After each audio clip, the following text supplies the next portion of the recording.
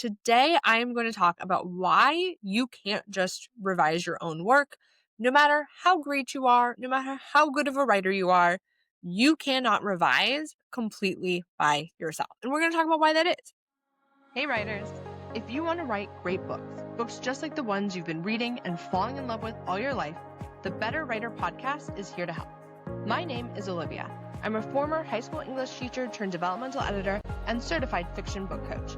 And I'm on a mission to help you become a better writer, one episode at a time. Let's dive in. I want you to imagine this. A writer, a solitary genius, sits alone in a damp attic at the computer, and magic pours from their fingers. They don't need anyone else. They don't need any writing guides. They don't need an editor or a critique partner or anything else. And in fact, if they had help, that would just be an impediment to the real work. Those people would just be stifling their genius. My friends, if that is your image of a great writer, you need to know that that image is a lie. It is a myth. The solitary genius writer does not exist. You need other people to write a great book, and you definitely need them to help you revise. Welcome to another episode of the Better Writer Podcast. Today, I am going to talk about why you can't just revise your own work. No matter how great you are, no matter how good of a writer you are, you cannot revise completely by yourself. And we're going to talk about why that is. This is another opinion that is probably not as controversial as my thoughts on plotting versus pantsing, but it does counter some of the narrative that we hear, especially about, how writing works. And I think especially if you are someone who is newer to the writing process, you may not know how collaborative writing is when you start working toward publication because we don't see that part of the process. We hear about the authors. We don't hear as much about the people behind the scenes who are helping to make those books come into the world. And you don't really find that out until you start writing yourself. So I want to try to demystify that a little bit and talk about why you can't do it by yourself. You need other people. And if you don't believe me, let's start with an example that I find to be so much fun. And that is the story of F. Scott Fitzgerald and The Great Gatsby, which he did not want to call The Great Gatsby. He settled on that title. He went through a couple of different titles, actually. Some of the ones he considered were Under the Red, White, and Blue, Gold-Headed Gatsby, The High Bouncing Lover, not really sure what that means, and Among the Ash Heaps and Millionaires. But the one that he wanted to use in the end was Trimalchio in West Egg. I'm going to say that again. Trimalchio in West Egg. And if you're wondering what in the heck is a Trimalchio, what does that even mean? You are not alone, because that was my exact reaction when I found out about this. I did a little bit of research and I found out that Trimalchio is the name of a character from a Roman satire. And Trimalchio was a former slave who ended up becoming wealthy and became known for throwing these lavish parties. Now, who does that sound like? So this title wasn't completely random. There was a very good reason for Fitzgerald to think Trimalchio in West Egg was a great idea, a great title. The problem here is that Fitzgerald wasn't thinking enough about his audience and how they would respond to and react to this title. Again, the connection between Trimalchio and Gatsby is clear. Gatsby, of course, wasn't born a slave, though I have heard some theories that Gatsby is actually a white passing black man. Don't ask me what the evidence for that is. I could not tell you, but I have heard it said. Again, that is a whole other thing that we could talk about. But there is a connection between Trimalchio and Gatsby. The thematic connection is very clear, but it's not super enticing. Trimalchio as a figure in satirical Roman literature is not a good hook into the Gatsby story that we know and love. And I think the real issue is that using the name Trimalchio, making that allusion, that reference in the title, is going to exclude a large portion of the potential audience.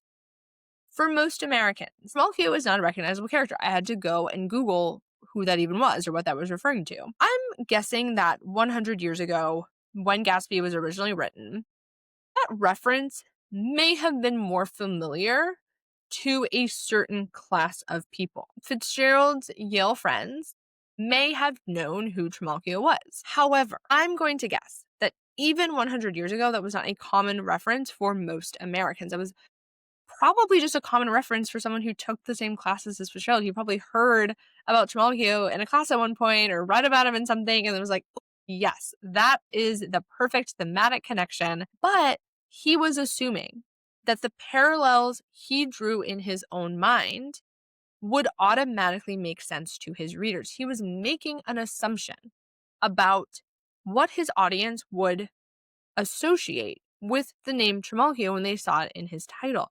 And the real problem, I think, is that the thematic connection between Trimalchio and Gatsby isn't clear until you've read the book. And unless you are going to analyze it in a very intellectual way, the appeal of Gatsby is not about just the concept of someone, going from rags to riches. There's so much more to it that you understand after reading, but just seeing it up front, Trimalchio and West Egg doesn't really tell us anything about the story or about the characters, about what we're going to get from that book. So again, the title makes sense, but it is not anything close to this title that has now become iconic, that kind of draws people in. We're wondering, who's Gatsby? Why is he great? In a way that we just don't ask that question of who's Trimalchio and why is he in West Egg? It's just not as compelling of a question for us to be asking before we read. So Fitzgerald, in the end, did not arrive at the title The Great Gatsby by himself. It was the editor, Maxwell Perkins, who, as far as editors go, he's like pretty famous, well known for being a great editor. He is the one who advocated for The Great Gatsby as a title and really pushed for it. And now here we are, however many years later. I don't think that high school students all over this country would be reading The Great Gatsby 100 years later if it was called Trimalchio and West Egg. It could be the same book, but I don't think it would have been iconic. It would not have become the widespread popular book that it is today if it had that title. If Fitzgerald had kept his blinders on, had gone with his assumptions, his idea of what was going to work, we would not have the Gatsby we know and love, or maybe don't love. I don't know what your high school English experience was, but it wouldn't exist. And Fitzgerald is still the author. Fitzgerald is the name that we know, the name that we associate with Gatsby. Most people will never hear of Maxwell Perkins. Most people will never know how he influenced the story. And, I can speak for myself. I assume most editors feel the same way. I am sure he's fine with that. He did not want to be known as the guy who named Gatsby or anything like that. But he still played an integral part in making that book what it was, even though he was never going to be recognized for it, at least not outside the publishing world. And that is the power of collaboration. Collaboration does not mean you are losing your story or losing your voice. It is having someone come in and say, hey, I know that made sense in your head, but is it going to make sense to anyone else?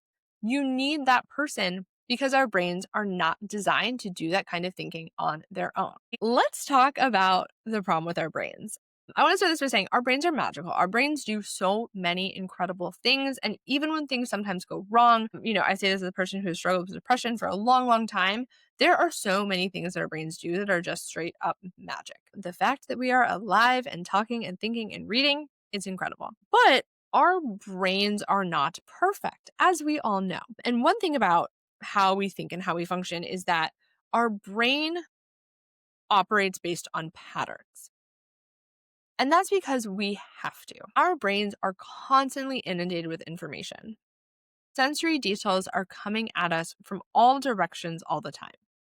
For example, if you are driving in your car right now listening to this podcast, you are hearing me talk, but you're also hearing the sounds that your car makes. Your brain is also processing the temperature of the car. Are you too hot, too cold? Your brain is processing the feeling of the seat against your backside, the feel of the steering wheel under your hands, the flow of air coming out of the heater and touching you. Your brain is processing the amount of light that is coming through the windshield. It's seeing all the other cars on the road. It's seeing the buildings on the road next to you. It's seeing the markings on the street. It's seeing lights and children running and countless other things. And you are not consciously processing all of them. Because if you were, you would never be able to function. So your brain is constantly filtering things out, and your brain is constantly taking shortcuts. Your brain looks for patterns and it makes automatic associations. We do that so we can move faster, so we can function. The problem is that your brain doesn't always know when those automatic associations are correct. This happens all the time with typos. Because if you are a proficient reader, when you look at your own writing, you are not consciously processing every word on the page. Your brain is basically taking the first letter and the context and then automatically filling in the gaps. So you literally cannot see typos because your brain isn't reading what's actually there. Your brain is just making an assumption of what's there and then moving forward with that. So if you have ever had the experience of you wrote something, you read through it a million times, and then 2 weeks later you came back to it and found a typo, that's why. You couldn't see the typo because your brain was just saying, oh, that's what she meant to say. We'll just keep going, keep moving, and so on. The typo example is very obvious, but the same thing can happen on a developmental level because you know everything about your story. You know your characters, their backstories, their motivations, where those motivations are coming from. You know what their flaws, what they need to get over. You know everything. You know everything about your world. You know everything about your plot. You know everything about what you intended to put in your story. But you can't actually see objectively whether everything you intended to convey showed up on the page or if some of that story is still living in your head and only in your head. All right. You now know that this is a problem, but what the heck are you actually supposed to do about it? The first thing, and I'm just going to get this out of the way right now, you must have other people read your work. The only way to know if the story is there on the page for them to read is to actually test that out by having other people read your work. I know I'm saying this as a professional editor. I obviously have a bias, but help does not need to be professional. You should have more than one person read your book, and I'm not advocating for hiring a bunch of different developmental editors. Get help from beta readers, from writing friends, critique groups. There are multiple ways to get feedback. You should get feedback at multiple stages in the process so that you can make sure your intention, your vision is actually on the page in a way that makes sense to your readers. But at the same time, feedback is not the only way. Once you know that your brain is likely to skip over things and fill in assumptions that you didn't intend, you can start being more conscious about your editing. So I just want to go over a few areas where these assumptions are most likely to show up so that you can be aware of those when you go to revise your own work. And you can try to find those areas and make sure you're being crystal clear before you get feedback. So you're not, having to go back and revise a ton after your beta readers have already read your book. All right. The first area where I see this issue come up a lot is with character motivations. And that's because you know your characters so well. You understand where their behavior is coming from, you know why they're doing what they're doing, and you know what they're trying to accomplish. And oftentimes, instead of making that clear for readers, writers will imply motivations without actually stating them. That can happen because you don't have enough interiority on the page. We're not getting into your character's head. We don't actually know what they're thinking. But it can also come from you having a certain life experience and assuming that other readers are going to interpret your character's actions and motivations the same way. For example, if your character is really, really determined to get married by a certain age, you might assume that everyone grows up in a society or in a family or in a culture where that is the norm. But you might have readers who are coming from a different context where they were actually encouraged to get married later. So your assumption may not be true for your readers, and therefore your character wanting to get married by 21 might be completely bonkers to them because that's not their experience. So you need to make sure that we know why your character in particular wants to get married by 21. What are they going for? What are they trying to accomplish? Because the assumption that you assume makes sense to your readers may actually not be clear to everyone. Trouble spot number 2 that I see is with world building info dumps. And this one might sound a little counterintuitive because in this case, you're giving readers more information. You're not making an assumption. You are explaining to the world to them because they don't know anything about your world. The problem comes in when you are giving readers information without context because you know it's going to become important later, but readers don't know that. They don't have the benefit of knowing that this tiny little tidbit is going to pay off in a big way later. For example, you might find it really, really important to fully describe the layout of the castle in your book because you know that in the final battle on page 500, there's a little side door that is going to completely turn the tide of the battle, and you don't want it to feel like a cheap trick. So you know you need to establish that this door exists early on. So you decide to fully describe the castle on page 10, including a lot of description about that door that's going to be important on page 500. The problem is that as a reader, I do not know what is going to happen on page 500. You know, I don't. All I see on page 10 is 17 pages about a door that I don't care about because the story hasn't yet started. The door needs to matter on page 10 if you're describing it on page 10. It can also still matter on page 500. Keep that twist. Don't get rid of it.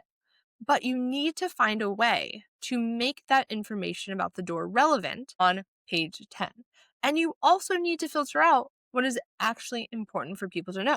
Do I need to know that the door is carved with an image of the first king? Maybe, but maybe not. Maybe I just need to know that there is a door, and I can see that there's a door when your main character uses it to sneak out one night when they want to go drinking with their friends. That's not the only option. There are many, many ways you could make the door relevant.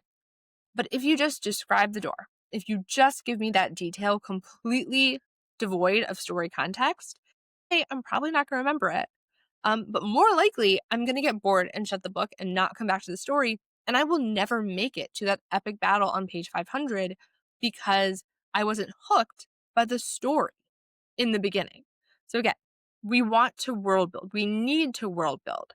But the world building has to happen in the context of the story. It is not enough for you, the author, to know that something will be important later. You need to make it important in the moment for your readers. All right, trouble spot number 3, and this is one that gets a lot of writers. It is very common, so do not despair if you fall into this. Number 3 is vague visual descriptions. I'm going to give you an example. I want you to imagine a dog. Imagine a dog. Close your eyes, unless you're driving. Don't close your eyes if you're driving. But just picture a dog. All right, you have it in your head. What does that dog look like? I could ask 100 different people to describe a random dog, and those 100 people, unless they happen to live in the same household with the same dog right now, they're going to describe something different. For example, I currently have a 6-pound long-haired Chihuahua sleeping in my lap. Unfortunately, if you are on YouTube, you can't see her. Of course, if you're just listening to this, you can't see her either. But I have a very small dog asleep in my lap right now. That is a dog. If I were to conjure a mental image of a dog, she would be it. Someone else who was exclusively raised with hunting dogs. For example, my grandmother on my dad's side is not a huge fan of dogs. They only ever had outside dogs. Those dogs were not Chihuahuas. When she thinks of the word dog, she's probably thinking of a sporting dog of some kind. We're both right. Those are both dogs, but they are going to be completely different. And if you ask me at different points in my life, we used to have a golden retriever. We used to have a Pomeranian. Different day, different dog is going to pop into my head. Imagine if you just use the word dog in your book. Every person is going to have a different mental image. Even if you give it an adjective, if it's the nice dog or the cute dog, that's going to mean something different to every single person. And imagine if you say, oh, there's a dog at the house on the corner, and someone imagines the sweet golden retriever that they had as a child, and then the next scene, that dog attacks someone violently that is going to completely throw them out of the story because they were thinking golden retriever. And I had a golden retriever who literally would have walked across hot coals before hurting a single person.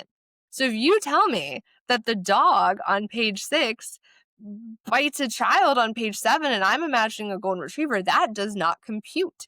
And again, there are probably golden retrievers out there who are aggressive. I've never met one, but my life experience, the dog that randomly pops into my head would never do that. And now we have a problem. Versus if it's a breed that is more known for violence, or if you tell me that the dog is snarling, you don't have to tell me the breed, but if you tell me the dog is snarling already, that this dog is staring down everyone who passes by, we add that layer of specificity by naming a breed, by describing what the dog looks like, by describing the dog's actions, and suddenly there's no cognitive distance. Because if you tell me that this dog is angry, that it's snarling, I might not have the exact mental picture that you have, but at the very least, I know that this is not a nice dog. And I am not going to be thrown out of the story when that dog does something aggressive on the page. We have to be specific because we are not our readers. We are not in their heads. We do not share the same experience, the same background, the same anything. I grew up in Washington State. What a normal neighborhood looks like in Washington State is very different from what a normal neighborhood looks like in Rhode Island. There are different types of trees, different types of architecture. Things are just different. The streets are laid out differently. These are both states in the same country. We're not even getting into people who are growing up in different countries and different cultures. But already, if you just say her childhood home was just a normal suburban family home, normal to who? Normal in what state? Normal in what country? You have to be specific. Otherwise, your reader may be coming up with a completely different mental image than what you intended. They may be having a completely different experience from what you intended because your assumption of what they would see based on the description is not what they actually come away with. All right, trouble spot number 4 is with character emotions. This one is very similar, but in this case, you are assuming that every person is going to have the same reaction to a specific event or type of conflict. So you don't put the emotion on the page because it's obvious. The character got an F, so they're going to be upset. I don't need to go into detail. I don't need to give the interiority because everyone would be upset by an F. But every person is unique. Not every situation is going to be the same. So we need to put those emotions on the page. Obviously, the student failing is a very extreme example, but this happens all the time that we assume our reaction is the default, it's normal, and that's natural. We all have a little bit of main character syndrome because we only get to exist in our own heads, but we need to make sure that we are conveying what the events of our story mean to our characters. Otherwise, readers won't know how to interpret what's happening. They won't know what's at stake. They won't know what matters or doesn't. And again, this is another tricky one because we don't want to go too far. We don't want to go, into melodrama or doing too much telling, but we do need to find ways to create clarity to signal to readers what the events of the story mean so that our readers can engage with our characters and fully understand what's going on and why it matters. All right. Finally, we get to our last trouble spot, number 5. Those misspelled words, the pesky typos, the words that look similar but just aren't. I'm sure we all know what those look like. I'm not going to explain what a typo is for you, but I did want to go over some strategies you can use to help your brain see those errors that it might gloss over. So first off, I highly, highly recommend listening to your text out loud. Use the text-to-speech function on your computer and have the computer read your words to you. The beautiful thing here is that the computer is going to read exactly what's on the page, not what you thought you wrote, and it is miraculous how many errors you will hear that you completely glossed over while reading. The second thing you can do is to use spell check. Use Grammarly, use ProWriting Aid.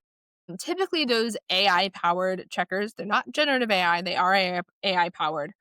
They are better at catching some of those misused words that a traditional spell check is going to miss. Another thing you can do is to read your pages in reverse order. I'm going to be honest, I have not done this because the idea made my brain hurt, but it's something I've heard other people have done that works for them. But basically, you're not like reading the page backwards, but you're reading like page 300, starting at the top, going down, go to 299, go down. So you're reading the story out of order in a story context so that you're not paying attention to the story. You're kind of shaking your brain up, but you're still reading the sentences in the right order. Just to clarify, that's the part that made my brain hurt. I haven't tried it yet. Maybe I will. But the idea here is that you're no longer focusing on the story as a story because you're reading it backwards, and that frees up your brain to focus on the individual sentences, the individual pages, what you actually wrote. Another thing you can do is just change the font, change the color of the text on your computer. This one is basically tricking your brain into thinking that it's seeing something new. Because again, your brain knows what's on the page, it knows what should be on the page, so it fills in the gaps. If you change the font or change the text color, your brain is going to interpret this as, oh, this is something new. I'm actually going to stop and read it. And finally, you can also print out a copy of your work and read it that way. Again, just like changing the font, you're now taking that work out of context, telling your brain this is something new, and your brain is going to pay a little bit more attention to exactly what's on the page. It's not perfect. Again, if you are a proficient reader, your brain is skipping over words all the time. That's how we read quickly because we're not reading each individual word ever. Side note, I used to be a reading specialist, so this is kind of where this comes from, but once you are a proficient reader, you are reading with automaticity. You are not actually consciously processing every word on the page, so you will continue to miss typos. That is why it is so important to use spell check, use that speech to text feature, or hire a human copy editor, a human proofreader, someone who is not you, does not have your brain, who can also help find those things. Never forget, your brain is incredible, but your brain is only human and it's not perfect. I hope these tips help you to overcome some of the shortcomings of your editor's brain. And if you have other suggestions, I would love to hear them. You can DM me on Instagram or Facebook. I'm at Olivia Helps Writers. And I would love to hear if you have another great tip for helping your brain get better at editing. All right. Thank you so much for listening to another episode of the Better Writer podcast. I'm so grateful that you're here, spending your time with me and listening to me rant about writing. If this episode was helpful at all, could you please consider leaving a review, sharing it with another writer, or posting about it on your social media?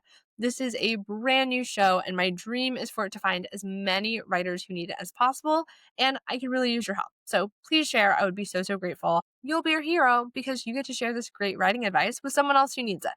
All right. Thank you again for being here. Have a wonderful day. Keep writing and keep getting better one word at a time. See ya.